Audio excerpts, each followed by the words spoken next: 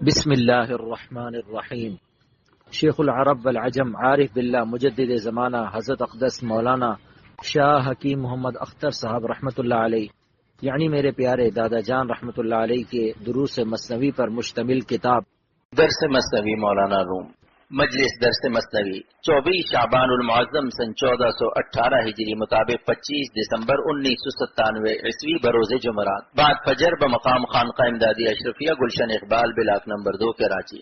نیم جاں بستاند وسط جاں دہد، نیم جاں بستاند وسط جاں دہد، اونچے درو ہمت نیاید آ دہد، اونچے درو ہمت نیاید آ دہد۔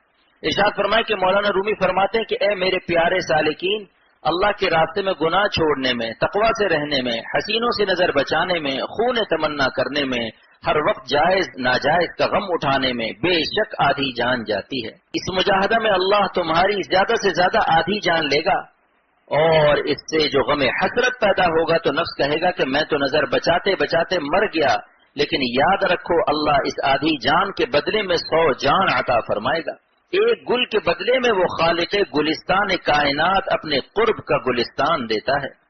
آدھی جان لے کر 100 جان دیتا ہے اور اپنے قرب کی ایسی ایسی نعمتیں عطا فرمائے گا جس کو تم اپنے دائرہ وہم و گمان میں بھی نہیں لا سکتے۔ ان نعمتوں اور ان لذتوں اور اس عیش و عشرت کو تم سوچ بھی نہیں سکتے جو ایک زخم حسرت کے بدلے میں اللہ تعالیٰ اپنے عاشقوں کو عطا فرماتا ہے، کیونکہ اللہ تعالیٰ بے مثل ہے اور آدمی وہی سوچ سکتا ہے جس کا کوئی مثل ہو۔ جب اس کا کوئی مثل نہیں تو کوئی اس لذت قرب اور حلاوت ایمانی کو اپنے دائرہ وہم و گمان اور دائرہ عقل و فکر میں نہیں لا سکتا جب تک اللہ تعالیٰ عطا نہ فرمائے۔ اللہم ارزقنا منہ۔ اور اللہ رحمان و رحیم ہے، اگر آپ کے راستے میں کوئی غم اٹھائے تو کیا آپ اس پر مہربانی نہیں کریں گے؟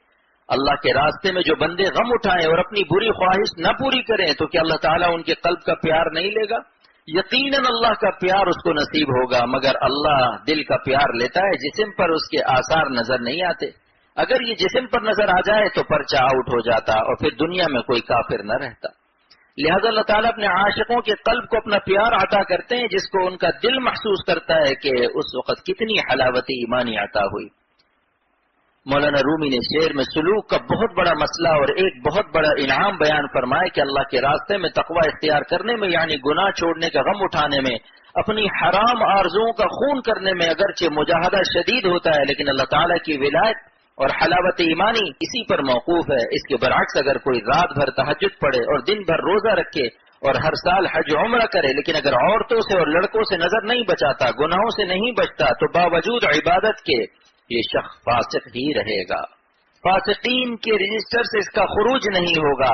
اور ایک شخص صرف فرض، واجب اور سنت موقدہ ادا کرتا ہے مگر ایک لمحہ اللہ کو ناراض نہیں کرتا، ایک سانس اللہ تعالیٰ کی نافرمانی میں اپنے کو مشغول نہیں ہونے دیتا، جان کی بازی لگائے رہتا ہے، نفس دشمن کو للکارتا رہتا ہے کہ اگر گناہ چھوڑنے سے میری جان بھی چلی جائے گی تو میں موت کو قبول کر لوں گا لیکن اللہ تعالیٰ کو ناراض نہیں کروں گا۔ یہ شخص ولی اللہ ہے۔ اور جو شخص جیتے جی گناہ چھوڑنے کو تیار نہیں، لیکن ایک دن مرنے کے بعد یہی خبیث سب گناہ چھوڑے گا، لیکن اب اس کو کوئی اجر نہیں ملے گا کیونکہ یہ گناہ کر ہی نہیں سکتا۔ بتاؤ مرنے کے بعد کوئی جنازہ کسی عورت یا لڑکے کو دیکھ سکتا ہے؟ اگر کوئی وصیت بھی کر دے کہ جب میں مر جاؤں تو مجھے مسجد میں یا کعبہ شریف میں رکھ دینا، اب میں تا قیامت اللہ پر فدا رہوں گا، تو بتائیے اس وصیت سے اس کو کوئی فائدہ پہنچے گا؟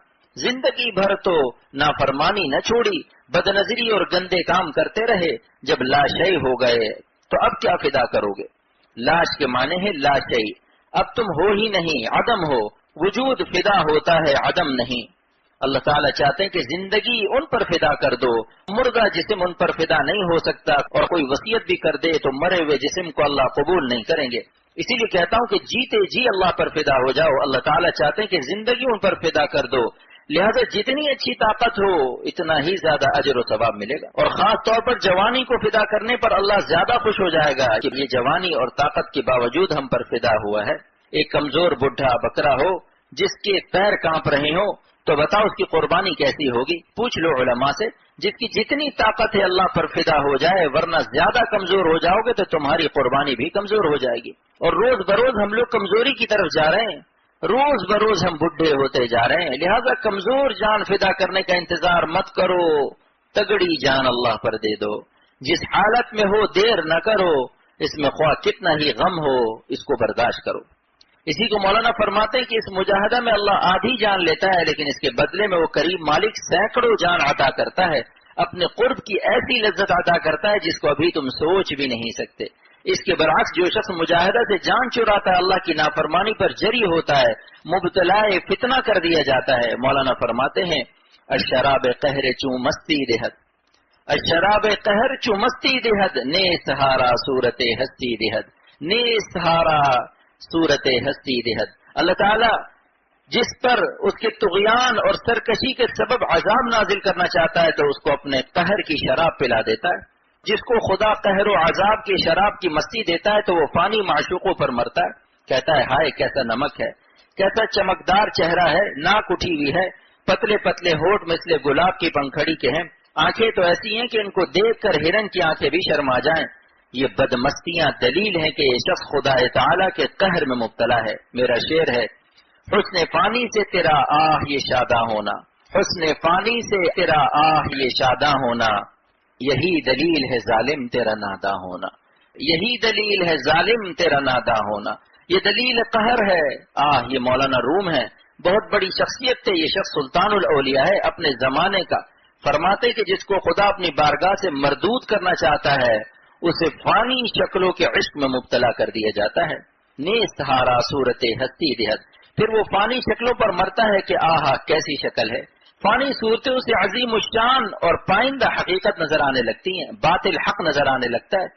اس تقلیب ابصار سے حدیث پاک میں پناہ مانگی گئی ہے اور یہ دعا سکھائی گئی، اللہم ارنا الحق حقا وارزقنا اتباعہ وارنا الباطل باطلا وارزقنا اجتنابہ۔ اے اللہ ہمیں حق کا حق ہونا دکھا دیجئے اور اس کی اتباع کی توفیق عطا فرمائیے، اور باطل کا باطل ہونا دکھا دیجئے اور اس سے بچنے کی توفیق عطا فرمائیے۔ بس اللہ والے اس قہر سے محفوظ کیے جاتے ہیں، لہذا حسینوں کے فرسٹ فلور پر نظر پڑتے ہی نظریں نیچی کر لیتے ہیں، کیونکہ حسین جسموں کے گراؤنڈ فلور کی گندگی ان کو مستحضر رہتی ہے کہ اندر سب پیشاب پخانہ بھرا ہے اور اوپر چاندی کا ورق ہے۔ اللہ کی نافرمانی پیشاب پخانے سے بھی بدتر چیز ہے۔ تو جب کسی فانی حسین شکل پر نظر پڑتے ہی دل میں مستی آئے تو فوراً نظر ہٹا لو اور اس مستی سے پناہ مانگو کہ یہ عذاب کی مستی ہے، یہ وہی مستی جس پر یہ آیت نازل ہوئی، انہم لفی سکرتہم یعمہون، انہم لفی سکرتہم یعمہون۔ ترجمہ، اور وہ قوم لوط والے اپنے نشے میں مست ہو رہے تھے۔ مولانا کا یہ کیسا پیارا شعر ہے جس کی شرح بھی کیسی پیاری مولانا کی برکت سے عطا ہو رہی ہے۔ فانی صورتوں کا عشق عذاب ہے، اور اس کی دلیل یہ ہے کہ جس شکل پر مر رہے تھے، پاگل ہو رہے تھے، اس کے بعد جب وہی شکل بگڑ گئی، داڑھی آ گئی اور مونچھیں بھی ایسی بڑی بڑی آ گئی کہ ہونٹ ہی چھپ گئے، تو اس وقت کیوں اس شکل سے گدھے کی طرح بھاگتے ہو؟ حمر مستنفرہ فرت من قسورہ، اس خاکے کو میں نے اپنی رباعی میں پیش کیا ہے۔ مونچھوں کے زیر سایہ لبے یار چھپ گئے، مونچھوں کے زیر سایہ لبے یار چھپ گئے، داڑھی کے زیر سایہ وہ رخسار چھپ گئے، داڑھی کے زیر سایہ وہ رخسار چھپ گئے، بالوں کی سفیدی میں زلف یار چھپ گئے، بالوں کی سفیدی میں زلف یار چھپ گئے، جتنے تھے یار حسن وہ سب یار چھپ گئے، جتنے تھے یار حسن وہ سب یار چھپ گئے۔ اس رباعی کو میں نے جامعہ شفیع لاہور کے تخت پر پڑھا تھا، بڑے بڑے علماء تھے، الحمدللہ سارے علماء مست ہو گئے اور کہنے لگے کہ عجیب اصلاحی شعر ہے۔ تو معشوق کی اس حالت کو دیکھ کر عاشق کی ساری مستی نکل گئی، اس لیے شکلوں پر مرنے والے بین الاقوامی گدھے ہیں۔ واللہ کہتا ہوں اس سے بڑھ کر کوئی خبیث نہیں جو چند دن کے حسن فانی پر اپنے کریم مولا اور اپنے خالق اور پالنے والے کو ناراض کرتا ہے۔ یہ شخص طبیعت کا خسیس اور کمینہ اور نہایت غیر شریف ہے، اگر اس میں حیا اور شرم ہوتی تو اپنے اللہ کو ناراض نہ کرتا۔ ملا علی قاری محدث عظیم لکھتے ہیں کہ حیا کی تعریف ہے، فَإِنَّ حَقِيقَةَ الْحَيَاءِ أَنَّ مَوْلَاكَ لَا يَرَاكَ حَيْثُ نَهَاكَ، یعنی حیا کی حقیقت یہ ہے کہ تمہارا مولا تم کو نافرمانی کی حالت میں نہ دیکھے، تب سمجھ لو کہ یہ بندہ حیا اور شرم والا ہے۔ آج آپ کسی بدنظری کرنے والے کو بے غیرت اور بے حیا کہہ دیں تو وہ مرنے مارنے کو تیار ہو جائے گا، لیکن اللہ کے نزدیک یہ بے حیا ہے، کیونکہ اللہ تو ہر وقت دیکھ رہا ہے۔ جو اللہ سے نہیں شرماتا اس میں حیا کہاں ہے؟ اس لیے ہر وقت اس کا خیال رکھو کہ اللہ ہم کو دیکھ رہا ہے، میری نظر پر ان کی نظر ہے۔ میرا شعر ہے، میری نظر پہ ان کی نظر پاس با رہی، میری نظر پہ ان کی نظر پاس با رہی، کس کی؟ اللہ کی۔ افسوس اس احساس سے کیوں بے خبر تھے ہم، افسوس اس احساس سے کیوں بے خبر تھے ہم۔ جس کو یہ استحضار ہوگا وہ شراب قہر اور عذاب کی مستی میں انشاءاللہ تعالی مبتلا نہیں ہو سکتا. بس آج کا سبق ختم ہو گیا. اب مولانا رومی کی ایک دعا ہے، فرماتے ہیں غالبی بر جاذباں اے مشتری، غالبی بر جاذباں اے مشتری، شایدر درماندگاں راوا قریب. اے اللہ آپ کے راستے میں نفس مقابلے میں مغلوب ہو رہا ہوں، نفس مجھ پر غالب ہو رہا ہے، بار بار توبہ کرتا ہوں پھر توبہ ٹوٹ جاتی ہے. اللہ میں کمزور ہوں لیکن آپ تو کمزور نہیں ہیں. بچہ اگر کمزور ہے تو ابا تو طاقتور ہے، اگر بندہ کمزور پڑ رہا ہے تو اے ربا آپ تو طاقتور ہیں، اپنی طاقت بھیجیے، آپ غالب ہیں، ہم کو بھی ہمارے نفس پر غالب کر دیجئے. اے ہماری جانوں کے خریدار، آپ نے تو قرآن پاک میں اپنے مشتری ہونے کا اعلان فرما دیا، ان اللہ اشتری من المؤمنین انفسہم، کہ آپ ہمارے خریدار ہیں. اور اے اللہ آپ نے یہ نہیں فرمایا کہ میں نے تمہارے قلوب کو اور تمہاری ارواح کو خرید لیا ہے، بلکہ یہ فرمایا کہ میں نے تمہارے نفوس کو خرید لیا، کیونکہ جو سودا سب سے گھٹیا ہوتا ہے اور جس کا کوئی خریدار نہیں ہوتا اس کا مالک بھی مایوس ہوتا ہے کہ میرے اس سودے کو کون خریدے گا. تو جو کریم ہوتا ہے اسی کو خریدتا ہے. اے اللہ ہمارے قلوب و ارواح کی نسبت نفس سب سے گھٹیا سودا تھا، لہٰذا اے اللہ آپ تو کریموں کے کریم ہیں، آپ نے غایت کرم سے ہمارے نفس کو خرید لیا، اور جس کو آپ خرید لیں کون ہے جو اس کو خرید سکے. آپ تمام جاذبوں پر غالب ہیں. دنیا میں جتنے حسین لڑکے لڑکیاں ہمیں اپنی طرف کھینچ رہے ہیں، اگر آپ ہمیں اپنی طرف کھینچ لیں تو ان کی کیا مجال ہے کہ یہ ہمیں کھینچ سکیں.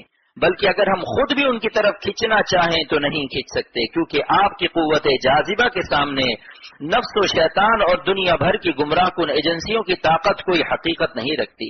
بس آپ ہماری ہدایت کا ارادہ فرما لیں تو آپ کے ارادے پر مراد کا ترتب یقینی اور تخلف محال ہے. لہذا آپ کی رحمت سے امید ہے کہ ہم عاجزوں کو آپ خرید لیں، ہم جیسے درماندوں کو، بار بار توبہ توڑنے والوں کو آپ خرید کر غالب کر دیں، تو پھر نفس کی کتی کی کیا مجال ہے کہ ہم کو مغلوب کر سکے.